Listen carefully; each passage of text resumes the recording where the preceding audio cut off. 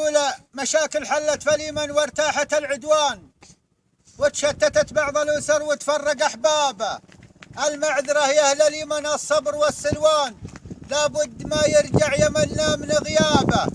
حسافة على الرجال اللي لهم في الطايلة عنوان، بيت الكرم والجود دايم تهقوابه.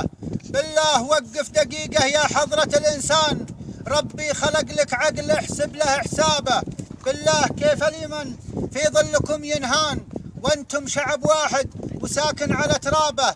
الحقيقة قلتها لك يا حضرة السلطان، العملة اللي يصرفوها على بابه. شاب الطفل في مرقده وارتاعت الأكفان، مما تشاهد من أموات وأموات مرتابة.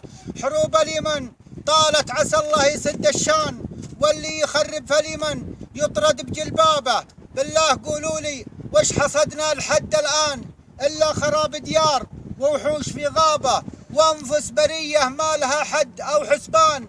راحت ضحية عناصر قوية ونهابة.